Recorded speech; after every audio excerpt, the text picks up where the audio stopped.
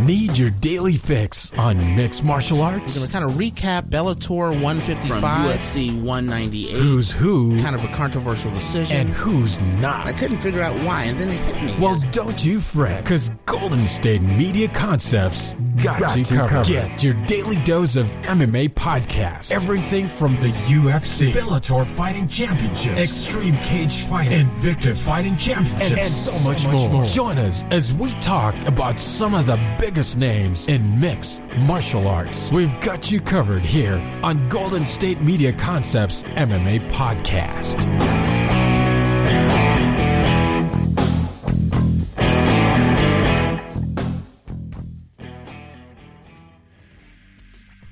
Thank you for tuning into the GSMC MMA Podcast, brought to you by the GSMC Podcast Network. I am your host, Arnel De Leon, and hopefully you are doing well for yourself.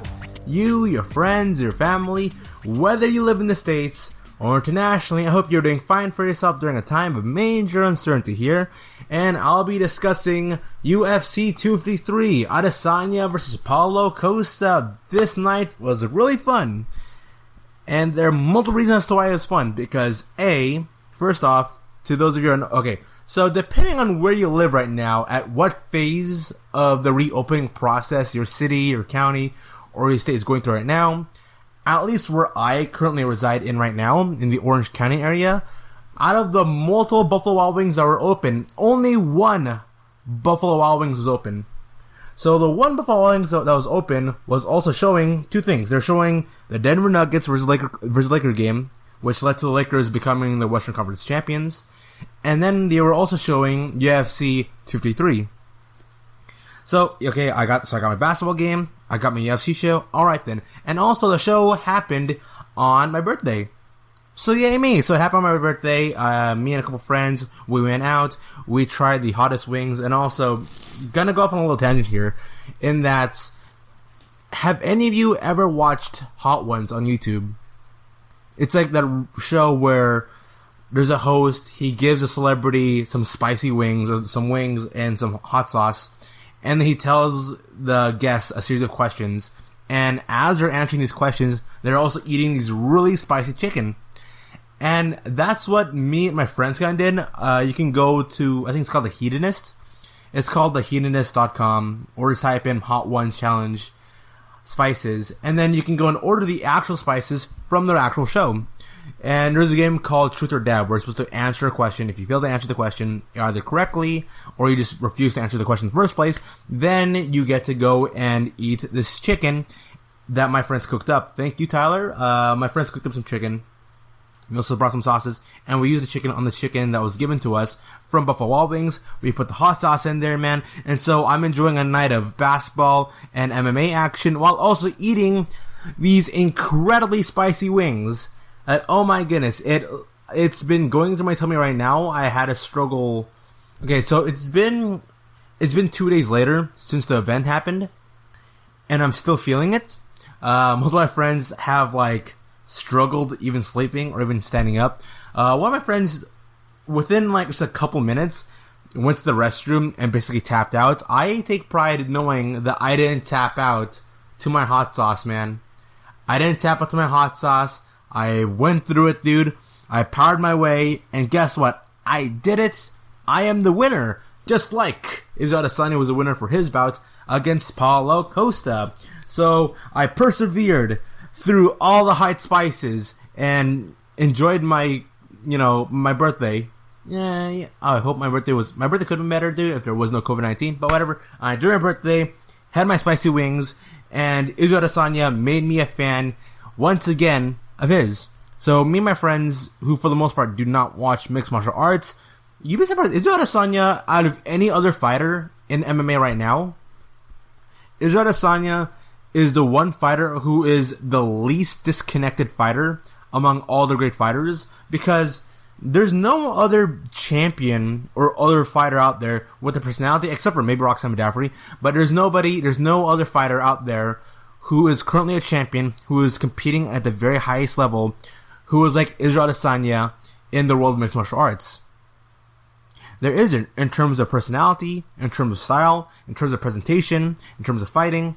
in terms of promo work, there's nobody who is like Izzy. So I'll be talking about Israel Adesanya versus Paulo Costa here. I'm gonna bring up the fight stats here, and I'll bring up fight stats, and then I'll talk about what happened in the first round, second round, because Israel Adesanya ended up defeating Paulo Costa 3 minutes and 59 seconds into the second round via KO. So Israel Adesanya, he had one knockdown, which he got in the second round. He landed 65% of his shots, 55 out of 84 significant strikes. Paulo Costa landed 12 of 26, 46% in total strikes and significant strikes. So for the most part here, Israel Adesanya landed 43. Oh yeah, so he landed 43 more shots than Paulo Costa, and he also landed, I'm doing the math here right now, 58. So he attempted 58 more strikes, also more than Paulo. So if you look at the fight stats here, you would immediately say, alright, Israel Adesanya was the more aggressive fighter, which is very shocking here because through the eye test also, Paulo Costa really wasn't as assertive as he normally is. Dana White in the post-fight press conference, he was talking about this. He himself was surprised. He said, like, it's very surprising to see Paulo Costa fight as passive as he did. But note though, Paulo Costa, I think he's only gone to the third round once in his 13-fight career. Currently now 14 fights. But he's only gone to the third round once. For the most part, he wins all his fights via knockout. He's that much... there's a reason why he's called the Eraser. Because he comes in and he erases you. The guy's powerful. The guy's strong. And so, for Paulo Costa, when he fought against Israel Adesanya, I was watching this. And one of my friends, Jonathan, was talking about this. He said, this fight is going to be exciting. You know why it's going to be exciting? Because Paulo Costa always pressures his opponents. All the time. The reason why Israel Adesanya versus Yoel Romero, why that fight sucked, was because Israel Adesanya was a counter fighter, and somebody like Yoel Romero, who normally is an assertive, aggressive fighter, presses forward. Well, Yoel Romero, he didn't press forward. Paulo Costa, he didn't press forward at all, and once he did press forward, that led to his knockout. So right now, Israel Adesanya, whether or not you like Izzy's fight style of being the counter fighter and always moving backwards, it works for him. He's 20-0 right now because of that counter fighting, very safe fighting style. And so, the key of the game here, the key of the fight here, I'm thinking about basketball still. The key of the fight here was the leg kicks. So both him and Jan Blachowicz, who ended up winning his fight against Dominic Reyes, congratulations for Blackwitz for being now the new light heavyweight champion. But Israel Adesanya just chopped Paulo Costa immensely with leg kicks. So going to the fight, the idea was Paulo Costa, if you even check out like Paulo Costa's Instagram or Paulo Costa's YouTube channel, the idea was Israel Adesanya will be walking backwards the entire time, and Paulo Costa will just overwhelm Izzy with the pressure. That was how a lot of people predicted the fight would be going. And it kind of was right, though, in that Paulo Costa was pressing forward on Israel Adesanya. But what a lot of people forget, though, was that Israel Adesanya was a really good kicker. He was really good at kicking, and he knows how to gauge his distance. And if you watch the hype and fight videos in the training camp for Paulo Costa, a lot of it was based around the idea that Paulo Costa would be hitting leg kicks on Israel Adesanya. And he would pressure Israel Adesanya so much with his leg kicks and his pressure that at some point Izzy is going to go and lean in for a counterpunch, because when he leans in for a jab or for a strike, he presses his body forward and he goes chest first in. And so there are opportunities. It's like Robert Whitaker. Robert Whitaker was able to get multiple clean shots on Israel Adesanya because he was able to go and execute and understand when was the right time to go strike in. And Israel Adesanya, though, what he did compared to what he did against Romero, what against Robert Whitaker, was that Israel Adesanya just kept chopping down Paulo Costa's leg over and over and over again. And so Paulo Costa's initial strategy, which I believe was a strategy, he pretty much nullified Paulo Costa's leg kick strategy. He did. Because in the audience that I was with watching the show back in Buffalo Wild Wings, every time Paulo Costa would throw in a leg kick, and both fighters were trading leg kicks, the people in the audience that I was with, they always kept saying, "Oh man, Paulo Costa's leg kicks, man, they're slow. Like, people who I was watching it were making fun of Paulo Costa, saying, hey man, those kicks were slow, man. Those kicks were predictable. Now you compare that to Israel Adesanya, in which, bang! One quick leg kick. Back way. Heel feigning for a jab. Bam! Quick leg kick. When even I could spot Paulo Costa when he was going to go shoot in for a leg kick. And he threw some good leg kicks. He did. He threw in some good chest kicks also. But by the time he was really making any concerted... But it was a little too late. It was a little too late. He threw his leg kicks early in the round. Israel Adesanya threw more leg kicks onto the leg, onto the chest, that by the time Paulo Costa became assertive, it was a little too late. His kicking strategy was nullified. And also, a lot of the training videos you see of Paulo Costa online, in which he expects to do a lot of underhooks, he expected to grapple him, he expected to go fight in the close range, he just couldn't, because those leg kicks slowed down Paulo Costa enough to the point that Israel Adesanya could just slowly pick him apart. I think I had an 8-inch reach advantage. Yeah, Adesanya had an 8-inch reach advantage and was 3 inches taller than Paulo Costa. So just leg kick. All of a sudden, the ability to go stay in the pocket just becomes a lot more struggling for Costa. And since Israel Adesanya is always backing away all the time, Costa has to go and put pressure on his left leg. And I thought to myself, you know what? If Paulo Costa can go switch a stance here, so his right leg would be leading forward, then you know what? Then he won't be enduring that much damage, and his boxing would be a lot more better. But he didn't do that. What Israel Adesanya mentioned this, in that he said that because Paulo Costa was committed to his stance, he was not stance switching, he could easily spot when he can go and find the leg kicks for the right leg, because he would always lean in with his crippled left leg at this point. Not I say crippled, I say injured left leg. So, because the left leg was injured so much, Adesanya could go predict, and he would understand when was the right time to move.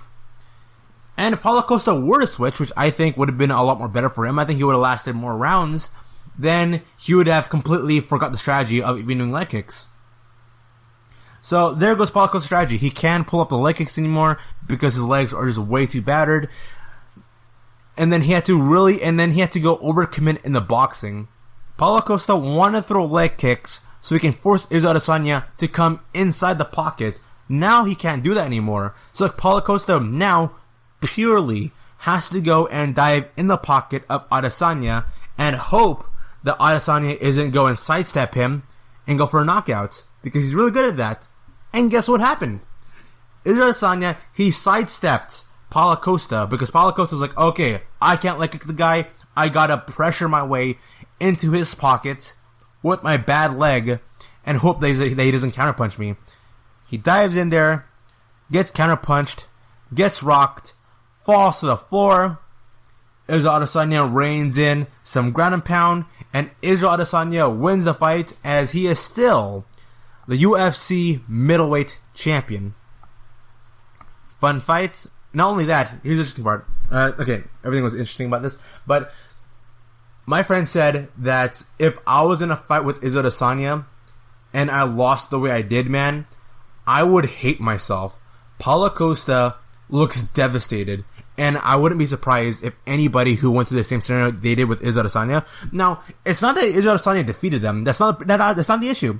It's the fact that Israel Adesanya, as the referee was breaking them up, as the referee was stopping Izzy from breaking up the fight, from breaking up the ground and pound, Israel Adesanya goes on the back of Paulo Costa, dry humps him, and then he walks off.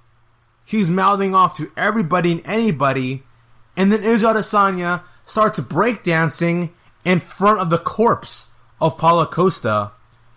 He starts breakdancing in front of them, and then he does the Naruto run.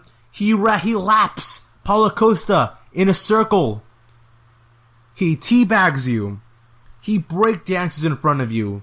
And then he runs in laps, doing the Naruto run. And he's laughing. And then, when it came to winner of this fight, Israel Adesanya immediately starts dancing also, starts showboating. Oh man, dude. It was embarrassment. it was embarrassing. It was embarrassing for Paulo Costa to not only lose, but to lose in a way where your opponent is rubbing it in on you in the worst possible way. He literally got teabagged. He got lapped. He danced in front of your corpse while you're on the ground.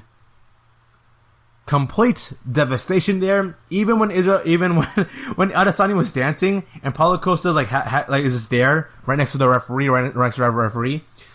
He can't even look at Adesanya's direction. He's looking at the other direction because he's that mentally devastated.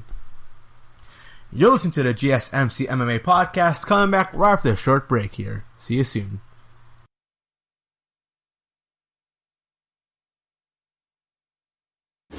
Check out the show built around the women of MMA. From the UFC to the extreme cage fighting, we got the fights covered. Listen. It's the Golden State Media Concepts Women's MMA Podcast. The latest news of upcoming fights, discussions of previous matches. Join us as we talk to and about the biggest names in women's mixed martial arts, past, present, and future. When it's the women's fight game, you know where to listen to. The Golden State Media Concepts Women's MMA Podcast. This is your ultimate stop for everything sports. The Golden State Media Concepts Sports Podcast. Should I say more? From the NFL, MLB, the NBA to MMA, it's all in here. The Golden State Media Concepts Sports Podcast. Listen now. And we are back. So I'm discussing UFC 253. And Adesanya teabagged Paulo Costa. He broke dance right in front of him. He did that thing where his head was on the ground with the Jabberwockies did. And just spin around in a circle. And then he narrowed to run around him. And Paulo Costa can't even look at the same direction because while Bruce Buffer was announcing the winner of this fight via TKO, Adesanya is still dancing. He's still dancing. Then Costa walks away, and Adesanya cuts a promo where he's pretty much making fun of people, calling him boring. He's making fun of Paulo Costa. He then goes to the post-fight press conference, continues to make fun of Paulo Costa. Dana White's talking in the post-fight press conference, being like, "Yeah, man, Paulo Costa's devastated, dude. His self-confidence is low. I don't understand why he fought like that. I really didn't." Now, was it fight of the year? No. I say fight of the year must have been... it's still Weili Zhang versus Joanna Jędrzejczyk or Stolienko versus Vieira. Those are the two people I think. No, Kalen Versosa. Is it Kalen Versosa? But it's Stolienko versus Versosa as my second best fight of the year so far. And then we had Joanna Jędrzejczyk and Weili Zhang. And if Frozen Muniz and Weili Zhang happens this year, man, oh, that'd be awesome. Very unlikely to happen, but yeah. So Adesanya embarrasses Paulo Costa. Is Adesanya. He is still the champion. I am hyped up for Izzy. Everyone in my crowd were hyped up. And I don't know what's that Paulo Costa. So Paulo Costa, in terms of personality-wise, is a chill, good dude. If you're in match personality versus personality, Adesanya and Paulo Costa is much more likable, but he is a lot more easier to hate on because my crowd hated Paulo Costa, man. When they saw him walking, everyone in my crowd were like, "This dude is on roids. This guy looks like some pretty boy. This looks like a model. This guy is obviously on something." And then when Israel Adesanya, despite his performance, his really boring performance on Romero, people in my crowd were clapping, they were cheering, they were being like, "Yeah, man, Izzy, F him up." And then when they saw Paulo Costa, they're just booing the heck out of the guy. They were supportive, they were cheering, they were laughing their butt off. When Izzy Adesanya teabagged him, they're like, "Oh, snap, yeah, get him." So yeah, just Paulo Costa, man, he looks like a villain. He does. My friend said it best. He said, "He is the guy your girlfriend tells you not to be worried about." And my other friends agree. He's like, "Yeah, look at this guy. He's jacked. He's huge. Good-looking dude. He's got a thick Brazilian accent going on. He looks like a model. He's got great hair. He's got great physique." And I like the fact that people in my crowd were calling BS on 185. One of my friends saw like Paulo Costa. He's like, 185, huh? No way, that good. That dude looks like 185. And one of my other friends told me that Paulo Costa normally walks around at 230.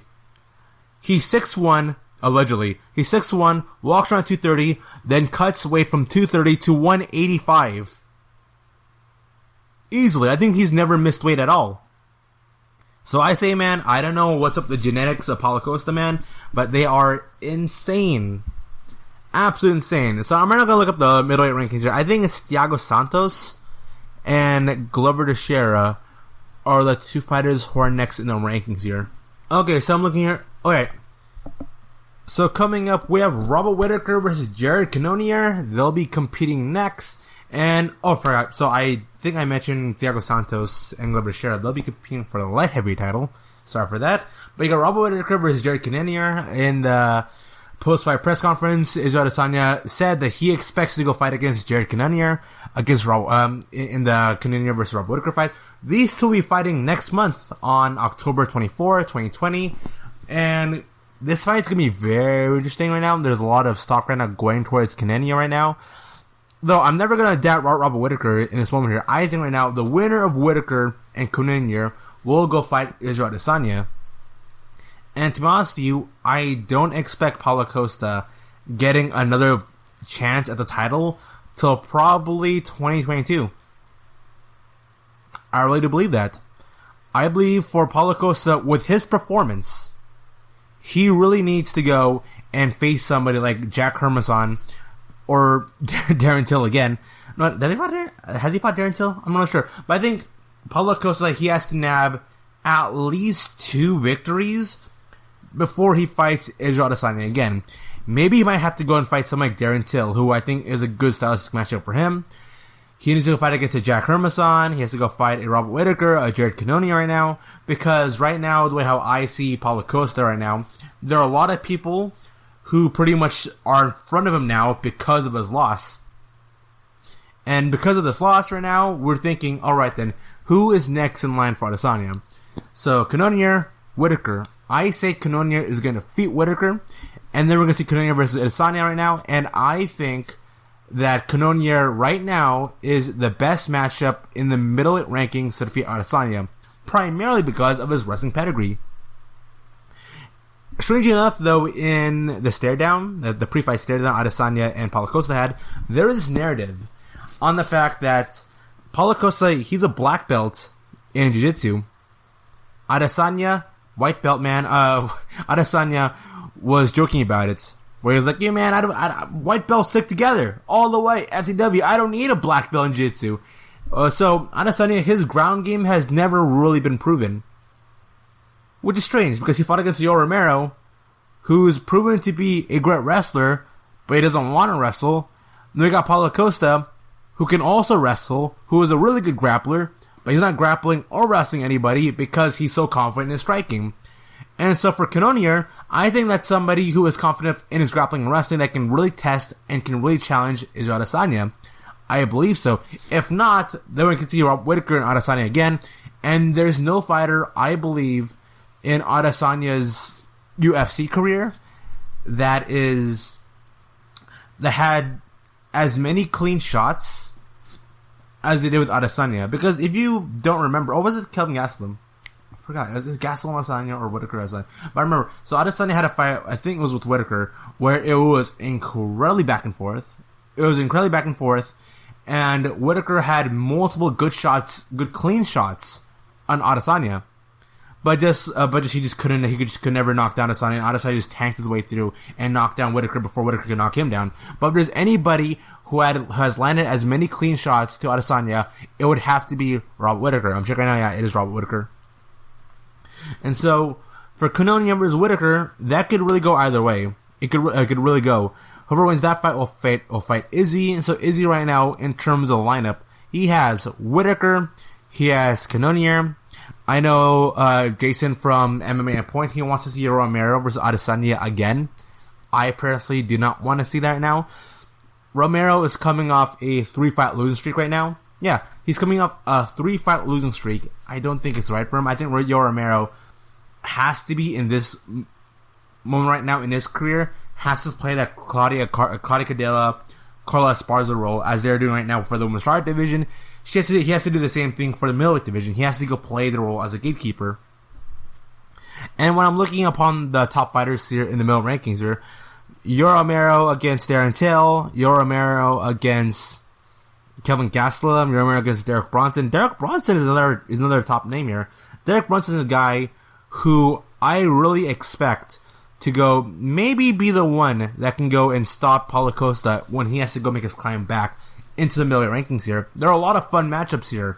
Whitaker, Kenonia, Yoel Romero, Jack Hermansson, Darren Till, Kelvin Gastelum, Hermansson, and Darren Till. They are expected to fight on December 5th, 2020. Derek Brunson does not have a matchup coming up right now. Chris Weidman is still in the top 10, which is so bizarre. And then Edmund Shabazian, there's a lot of hype going into him right now. He's currently ranked as the number 12 fighter right now.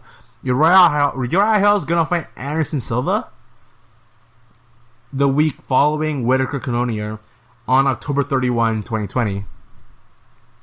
That'll be a stellar fun fight, though. That really will be. And so I'm checking up here. So I got a notification here from, not personally for me, but from Paulo Costa's manager, Walid Ismail. This is coming from MMAfight.com that Paulo Costa will postpone light heavyweight move after Adesanya's disgusting post-fight antics. Paulo Costa's longtime manager, Walid Ismail, revealed that he was planning on moving up to light heavyweight after taking the middleweight title away from Adesanya at UFC 253, but everything changed after the last Stylebenders' post-fight antics. Costa was stopped by Adesanya in the second round. Adesanya is his focus, as Mal said. He was thinking of moving up in weight, but won't anymore because he wants to get Adesanya, and the UFC owes him that. No, UFC doesn't owe Paulo Costa anything. He will stay at 185 only to get Adesanya because he's really upset, outraged with Adesanya's post-fight attitude. He's a bum. Warriors fight, and when it's over, it's over. But doing that after the fight, he's a bum, and he can expect a nightmare coming at him. According to Ismail, Adesanya's disrespectful antics got Costa fired up. You can't do that. Costa's angry. It was disgusting. Adesanya showed his lack of character. Two warriors settled the issues in the fight, but he's a bum. That's the worst thing he could have done. Costa is pure anger right now.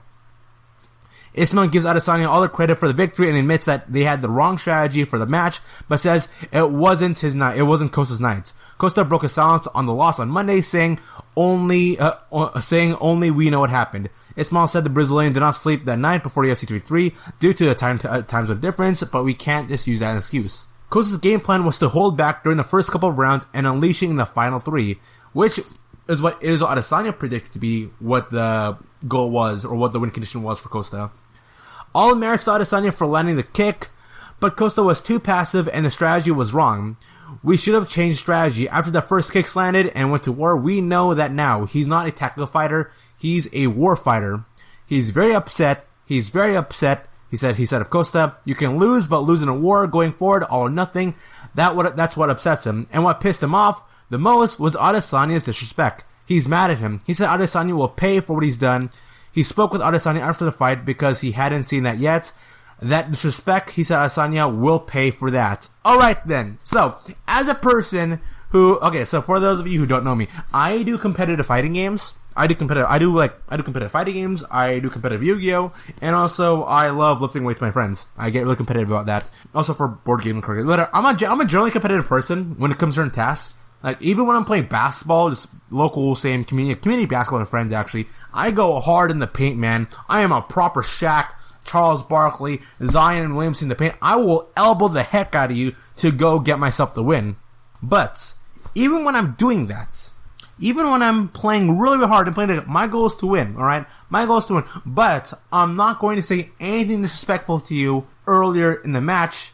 Or not, okay, I will say that. I will say disrespectful stuff earlier to you. I will trash talk to you earlier before the actual match happens. But during the match, I'm not going to trash talk you.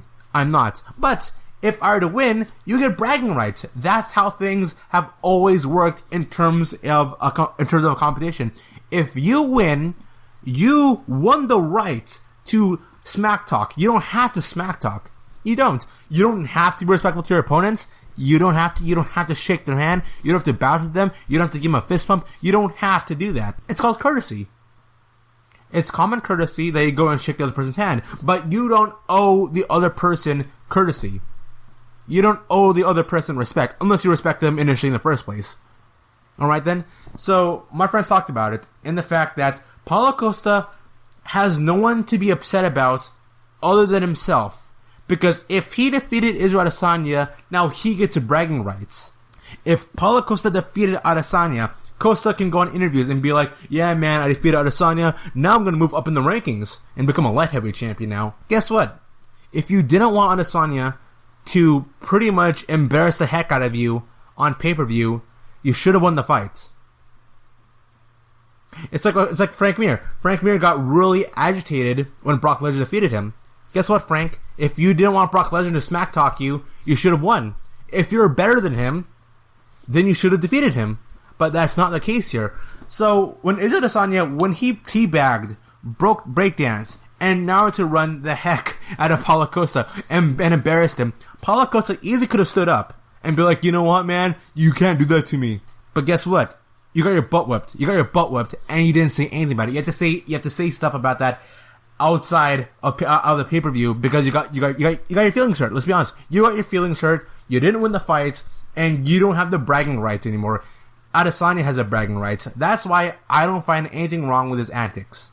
You're listening to the GSMC MMA podcast. Coming back after a short break here, talking about UFC 253. See you soon.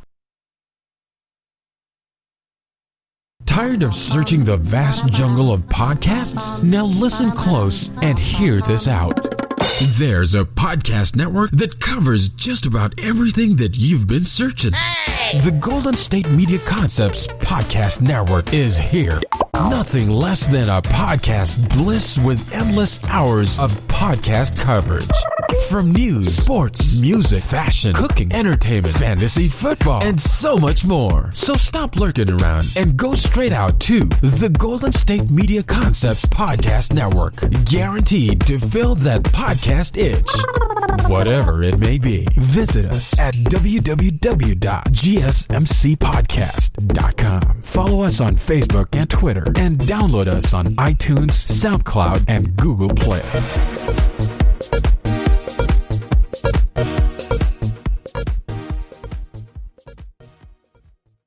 This is your ultimate stop for everything sports. The Golden State Media Concepts Sports Podcast. Should I say more? From the NFL, MLB, the NBA to MMA, it's all in here. The Golden State Media Concepts Sports Podcast. Listen now.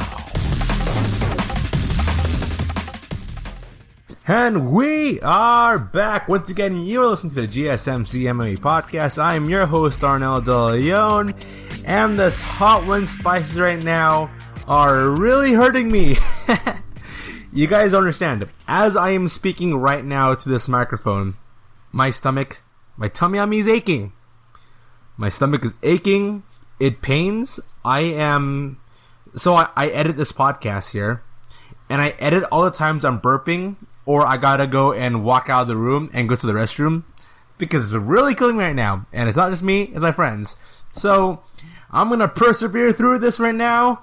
Jan Blachowicz made a fan out of my multiple friends here. Oh my gosh. I'll be honest with you guys. If you want to go and mess around with your friends, go play Hot Ones. Go play the Hot Ones thing. Mess around with your friends. You're gonna love it. No, you're gonna hate yourself. I did a thing that Billie Eilish did, where like you eat the last stab, the super hot spicy thing, and you start running in circles. I ran in circles, and then went on both knees, and I was there on the ground for about 7 minutes. So yeah, just gonna go off on a tangent there right now because I am struggling. If it ever feels like that I am not saying anything that's coherent right now, and I might sound incoherent, it's the spices, alright? It's the spices right now going through my tummy as I am fighting my way through this. And so, Jan Blachowicz, he made a huge fan of my friends. So all my friends, they casually watch mixed martial arts. They know Paulo Costa, They know Adesanya, they know Chuck Liddell, they know Rampage Jackson, they know Brock Lesnar, they know Ronda Rousey. Well enough though, I asked one of my friends, hey, who's Ronda Rousey? And they said, oh, Ronda Rousey's that famous female fighter that got her head kicked in. And then I asked him, hey, tell me the name of the fighter who kicked Ronda Rousey's head. And he just froze up. So, yeah, my friends are casual fans of mixed martial arts. And then they saw Jan Blachowicz versus Dominic Reyes. And my other friend who I watched with, he's a huge boxing fan, and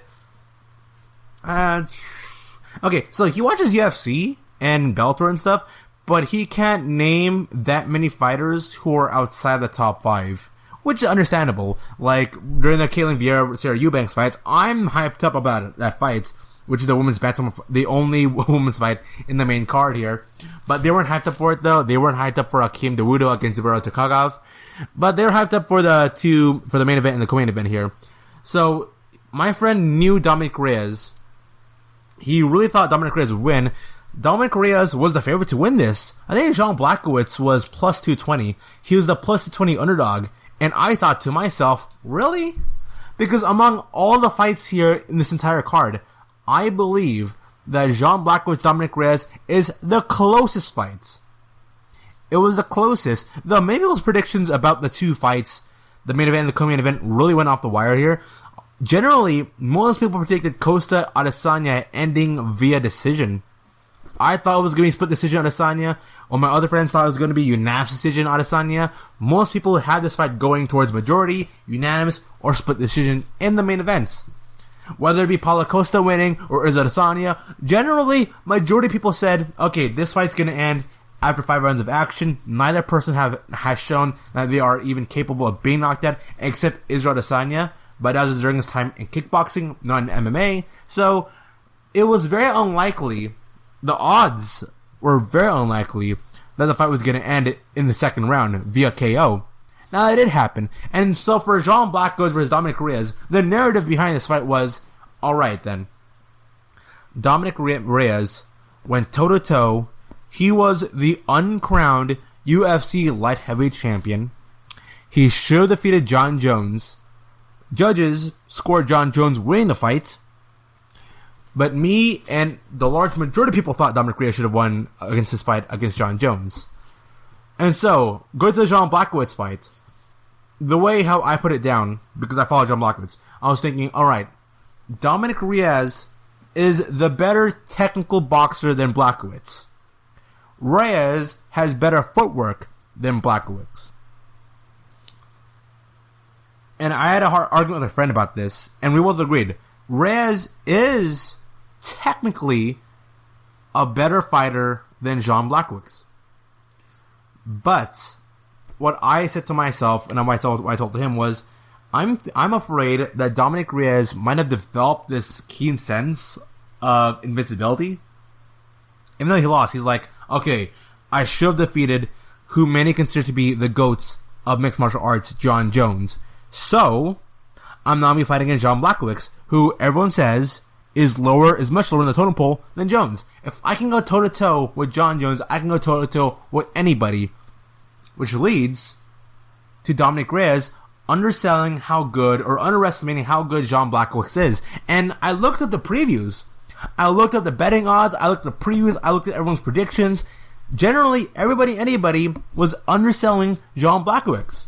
Except for one of my friends who was a casual. So when he was looking at the hype video, the hype packages, the hype packages showed that Dominic Reyes was, he was a really good boxer. His footwork and his hand speed was really good. His angling ability to go find shots was a lot more cleaner. Dominic Reyes is a prettier fighter to watch. And then he saw Jan Blachowicz. And Blachowicz, like a proper monster he is, man, just goes in there and just wrecks people. He just knocks people out. So, my friend was like, okay, according to you guys, Dominic Reyes should win. But it looks like Jan Blachowicz is a lot more scarier. And then when Blachowicz came out, Blachowicz, by the way, he is a scary-looking man. He is a scary-looking, very wide, thick-looking man. Before the fight even happens, because they're still promoting UFC 4, they showed the video game models of the fighters. So they showed Izzy, Costa, Dominic Reyes, Jan Blachowicz. And Jan Blachowicz is huge. His poorly rendered, by the way, his poorly rendered, poorly textured video game model, his super pasty video game model, is gigantic. And when you look at the back of Jan Blachowicz, that dude is freaking huge. He's big. He's a proper big, thick, wide boy, man. And so the fight happens. And the narrative behind... Okay, so how the fight went off was very similar to the main event. Adesanya, he poked Paulo Costa with leg kicks. Jan Blachowicz, he poked Dominic Reyes with body kicks. And so, which is strange because Dominic Reyes has the reach advantage. He's taller, he's bigger, he's got the reach advantage. He should be able to poke better than Jan. But that's not what happened. And instead, I think Dominic Reyes was using his leg kicks to go set up for a knockout on Blackwitz. And that he would go and push away Blackwitz until Blackwitz gets so impatient that Blackwitz is going to go dive in and Dominic Reyes is going to hit him with a knockout hit. Or he's going to go and take advantage of him and start pressuring him down with his striking. Similar to how Adesanya won against Paulo Costa. So yeah, so Dominic Reyes and Adesanya, I believe, came to the fight with the same strategy. But while Israel Adesanya was able to sidestep Paulo Costa, and while Paulo Costa was struggling mightily because his leg was jammed up, Dominic Reyes' leg kicks and body kicks really didn't do much. It just annoyed Blachowicz, but for the most part here, Blachowicz was just destroying and wrecking Reyes, man, with those body kicks.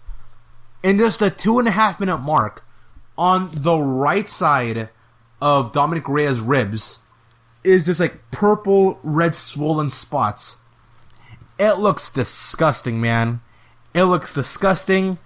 Dominic Reyes, he looks a lot less, as the fight were to go on, went on, he looked a lot less confident in his kicking. And next thing you know, Dominic Reyes was just a lot more patient, a lot more passive, and Jan Blachowicz, despite the distinct size disadvantage, Blachowicz was slowly chopping away at Dominic Reyes. Just slowly chopping him away. And knowing that Jan Blachowicz was the much more stronger fighter, I told my friends this, and I didn't see this in the predictions. People were also saying this fight was going to go 5 rounds. I said, Dominic Reyes, if he were to defeat Blachowicz, it would have to be by decision. It would just have to be him being the better boxer. But Dominic Reyes, he ain't knocking out Jan. He ain't doing that. It's either Reyes defeats Blachowicz by decision, or Jan Blachowicz just knocks out Reyes in the fights. And it happens. In the second round, Jan Blachowicz knocks him out 4 minutes and 36 seconds in. I personally thought the referee should have given Dominic Reyes maybe 8 seconds of time to defend himself, because he was defending himself. Now, obviously, there was no way Reyes was going to get back up, okay? Obviously, if the referee didn't pull that in, Jan Blachowicz would go and pressure the heck out of Dominic Reyes and just wreck the guy. There was no possible way, no freaking way, Reyes would be able to really defend himself all that well in the final 24 seconds. But I believe that Dominic Reyes can endure the 24 seconds, and it wouldn't be like an obvious, oh man, this guy is obviously done, or he's obviously dead. No. I think he can endure and tough it out. I'll like it a lot more if referees give their fighters more time to endure. Yes, all because they're in a position, all because they're not in a good position where they can go defend themselves. They are still in a position where they can go and endure a lot, and it wouldn't be really considered a knockout or be that dangerous or that bad to them. I think it'd be a lot more. I think I like a lot more if fighters were given more opportunities to go defend themselves. I agree with Dominic Cruz and his assessment on that. So, Jon Jones, he reacts to the title win. Let me see what Dominic Reyes said about the fight here. So it is coming in by SB Nation, MMA.com. Dominic Reyes drops F-bombs over UFC 250 performance. Gotta pull the trigger. Dominic Reyes was heavily favored to beat Jan Blachowicz and capture the vacant light heavy title last week in Abu Dhabi. And I have a feeling that it was so The Devastator was so impressed by his own performance against Jon Jones that he believes that UFC 253 co-main event was a mere formality. Not quite. Blackwitz came out with bad intentions and took the fight to Reyes and knocked him out in the second round. And Dominic Reyes is going to say, well, F this, gotta pull a trigger, Reyes wrote on social media. Nothing left to do but get back up. Congrats to Jon. Hell of a performance. Not all of God's lessons feel good. Thank you to Dana White and the UFC for the opportunity. Thank you for my team and all my supporters. I'll come back stronger and better. I love this game and will continue to grow. Reyes dropped. He is 12-2 in defeat. He lost his past 2 fights right now. And next up, we got Glover Shara and Tiago Santos. Right around the corner here. And winner of that fight will likely fight against Jan Blachowicz. I think Glover Shara will defeat Tiago Santos. And then we are going to see a war. We are going to see a scrapyard fight, a proper battle between two of the hardest hitters in the UFC light heavy division, and Jan Blachowicz and Glover Teixeira. Let me look up what Blackwitz said about what he believes is happening here, because that's obviously the next fight. And I think Glover Teixeira versus Tiago Santos should be, I think, next week. Let me check out the schedule for those two fighting up now. But I like the fact that in just 1 month away, we're going to know the contender for Izzy, and I think it's... Alright, so Tiago Santos versus Glover Teixeira is going to happen in 2 months. And it's going to happen on November 7, 2020. These two were initially meant to fight each other in the same card, but then was moved over. So, Glover Teixeira and Tiago Santos, they are up next. I predict Glover Teixeira, who at 40 years old still looks great. He'll be fighting against Tiago. He's going to win the fight. And he's going to fight Jan Blachowicz. Then it's going to be Tiago Santos against Dominic Reyes. That'll be another fun fight. Then winner of that fight is going to fight against Jan Blachowicz. So right now, the UFC light heavyweight tier right now is pretty much covered and tied up among those four. We have Alexander Rakic, who is right around the corner. And also you have Jiri Prochazka. We got two prospects who are currently ranked number 5 and number 6. Those two fighters, they're moving their way up, and I won't be surprised if by the end of 2021 or early 2022, we can see either Alexander Rakic or Jiri Prochazka be normal contenders and fight against Jan Blachowicz. And I think Jan Blachowicz is good enough to defeat Dominic Reyes again. I think he is good enough to barely scrap away and get a victory on Glover Teixeira. That's a very scary fight for Blachowicz. And I believe he's better. He's really good enough to go fight against Tiago Santos. So among the top 3 here who are going to be fighting Jan Blachowicz next year, Glover Teixeira has the highest chances of defeating Blachowicz. And then the year after that, we have Alexander Rakic and Jiri Prochazka as being fighters that you really need to look out for in the year 2022. And then coming back after a short break, here I'll be discussing the rest of UFC 253 along with an MMA news brief right here, the GSMC MMA podcast. Enjoy the short commercial break here.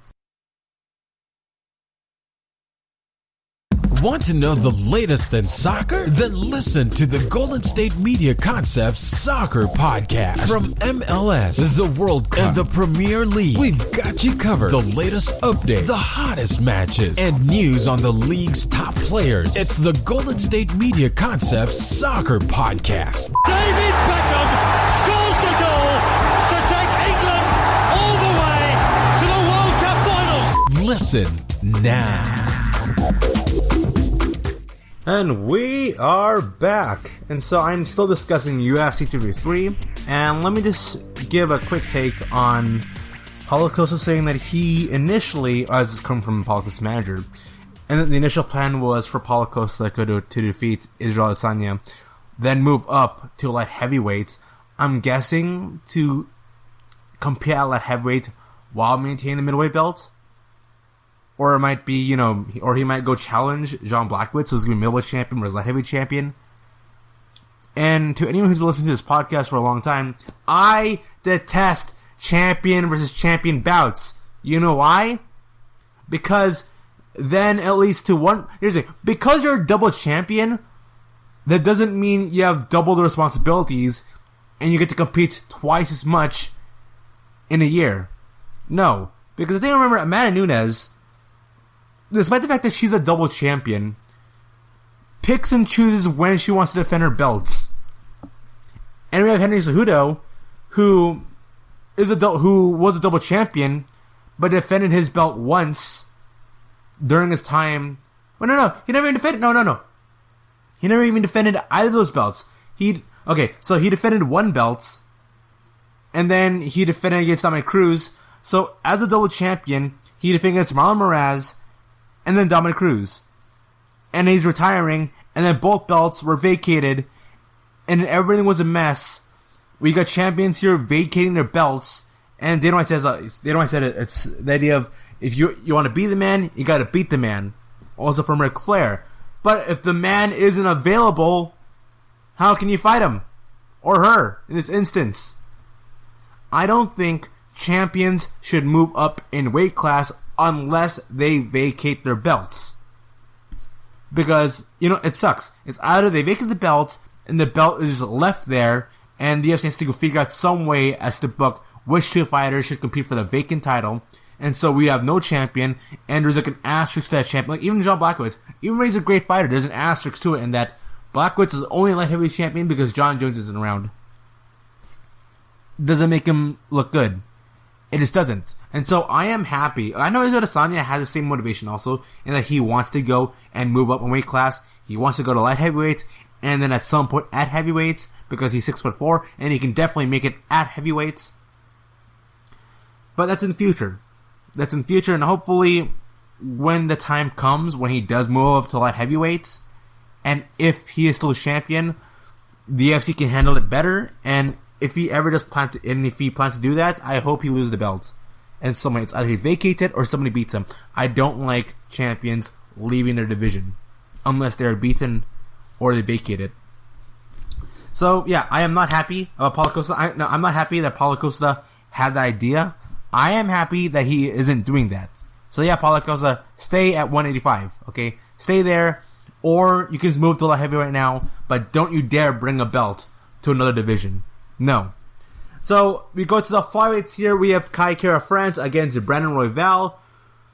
Oh man, without a doubt, in my opinion, the fight of the night. Kai Kara France, he comes in from Israel Adesanya's Kickboxing Academy.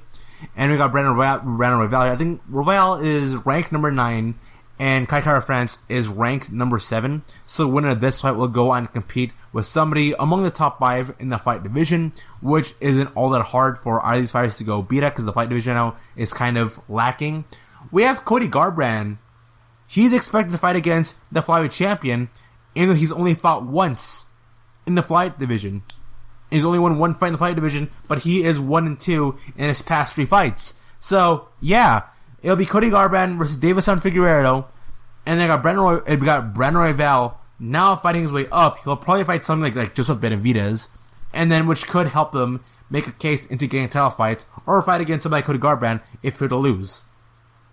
So the flyweight division right now, that division is really weak, but we still had a really fun, exciting fight here between Kai Kara France and Brandon Royval.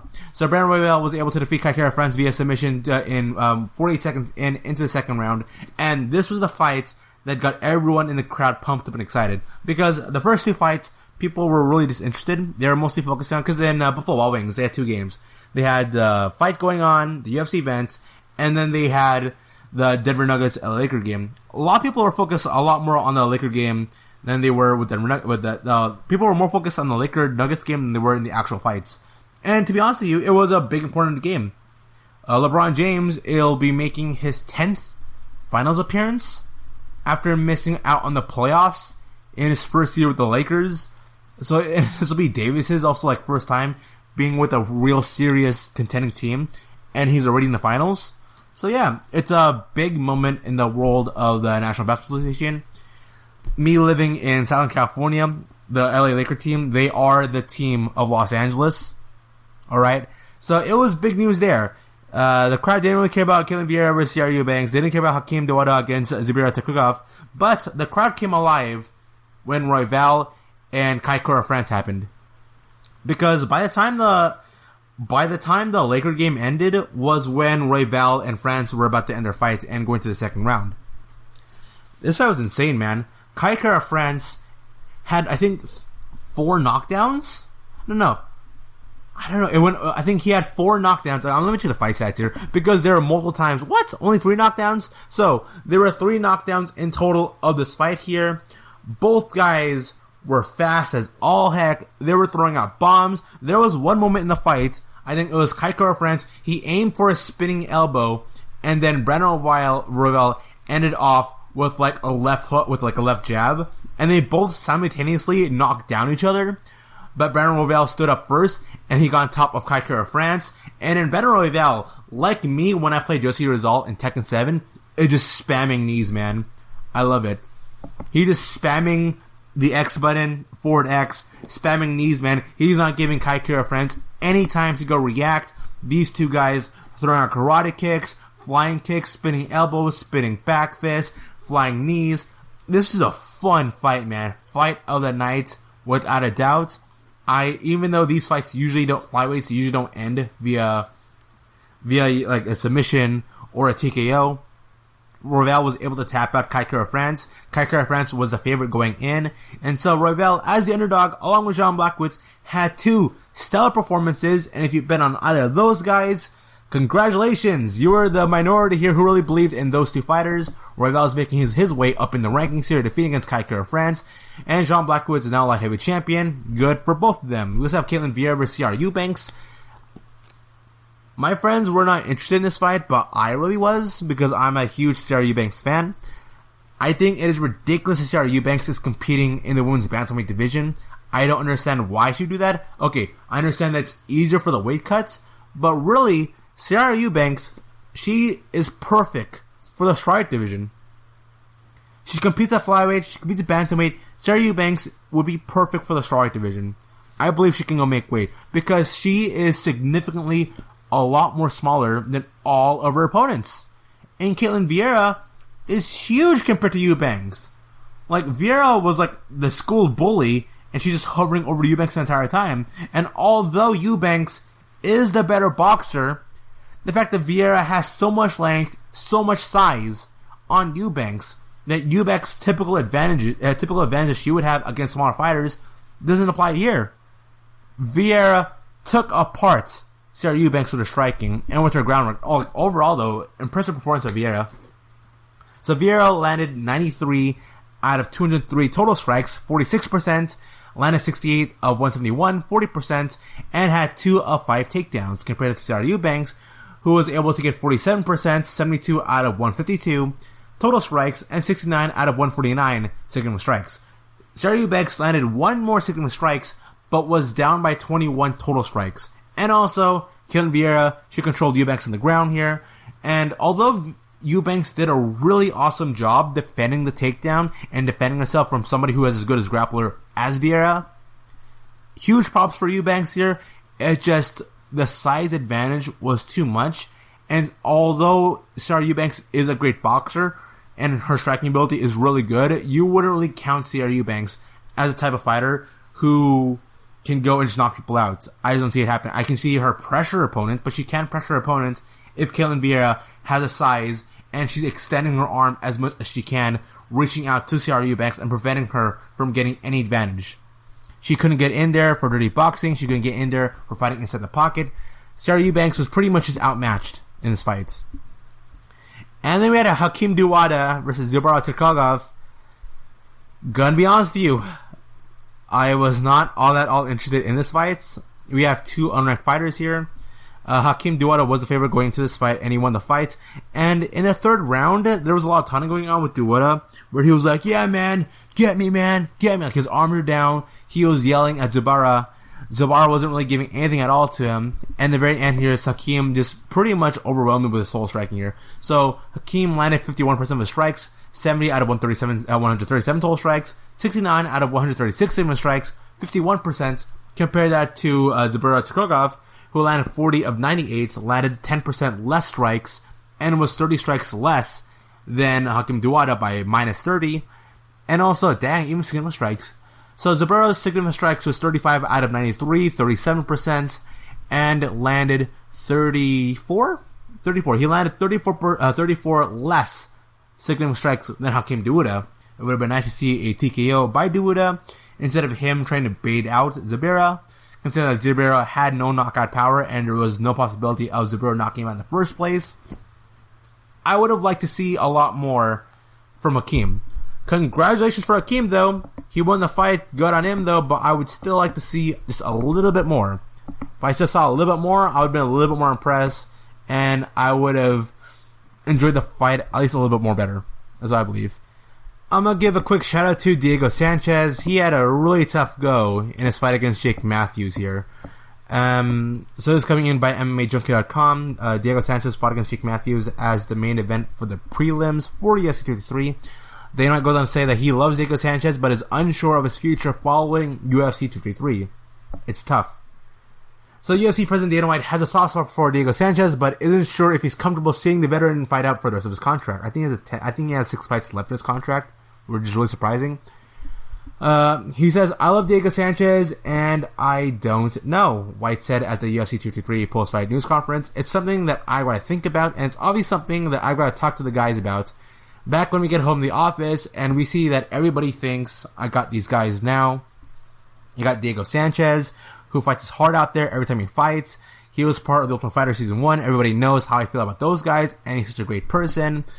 Then you got Cowboy Don Cerrone, when you can say all the same things about him also.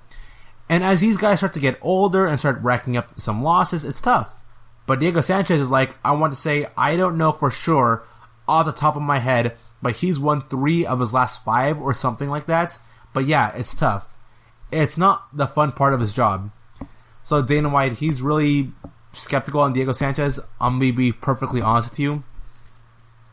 Don Cerrone, you can keep. Nico Price was just too much for Cerrone. Don Cerrone had a really close fight against Anthony Pettis. So I really wouldn't put Sanchez and Cerrone in the same guard. Yeah, they're both like journeyman veterans who are pretty much in the downslope of their careers. I get it. But Cerrone is in a better position. Cerrone is in a much more physically better condition than Diego Sanchez. Diego Sanchez in that fight against Matthews, Sanchez stood no chance, man.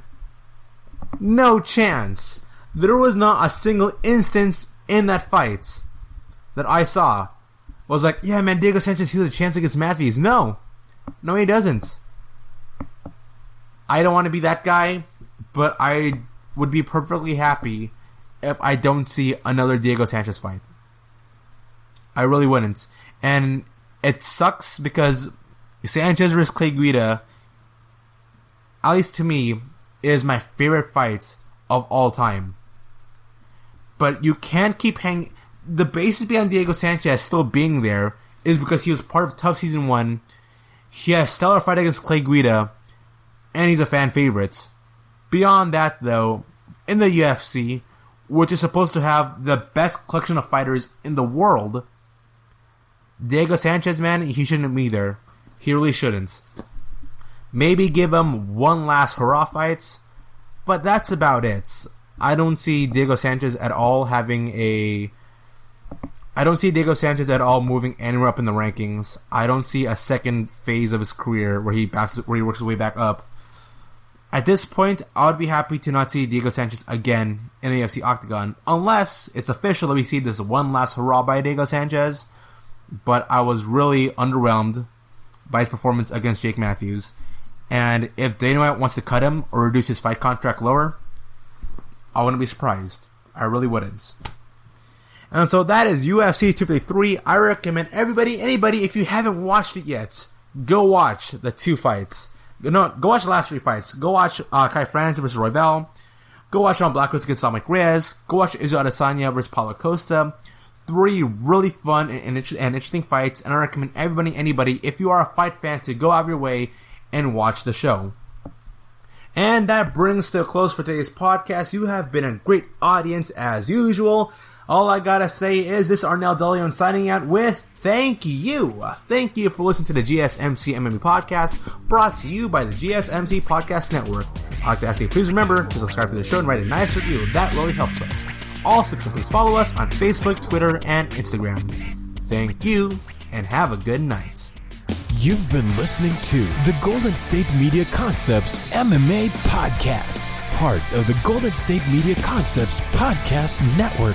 You can find this show and others like it at www.gsmcpodcast.com. Download our podcast on iTunes, Stitcher, SoundCloud, and Google Play. Just type in GSMC to find all the shows from the Golden State Media Concepts Podcast Network. From movies to music, from sports to entertainment, and even weird news. You can also follow us on Twitter and on Facebook. Thank you, and we hope you have enjoyed today's program.